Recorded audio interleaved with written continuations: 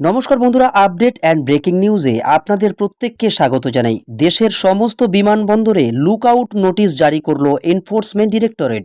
ভাইপোর খেলা এবার শেষ। যতই করো লুকোচুরি, জেলে তোমায় যেতেই হবে অতি তাড়াতাড়ি। সন্দেশখালীর শেখ শাহজাহানের ভাই শেখ সিরাজউদ্দিন এলাকায় হোমিওপ্যাথি চিকিৎসক নামে পরিচিত। সন্দেশখালীর ঘটনার পর থেকে ফেরার হয়ে গিয়েছিলেন ওই সিরাজউদ্দিন।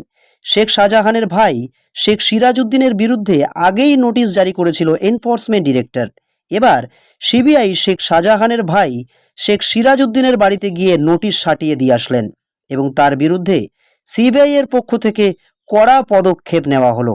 দেশের প্রত্যেকটি বিমানবন্দরে অ্যালার্ট করে দেওয়া হলো। শেখ সিরাজউদ্দিনের ছবিসহ প্রত্যেকটা বিমানবন্দরে অ্যালার্ট করে দেওয়া হলো।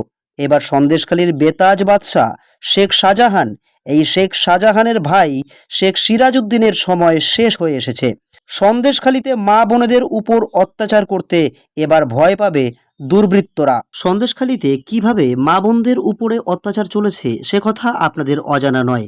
রাত 2টোর সময় তুলে নিয়ে যাওয়া এবং পিঠে পুলি খাওয়ানো থেকে শুরু করে আরও অনেক রকমভাবে মা বোনদের উপর অত্যাচার চলেছে। আর এই অত্যাচারের বিরুদ্ধে এবার আরও এক ধাপ এগিয়ে কড়া পদক্ষেপ নিলেন সিবিআই।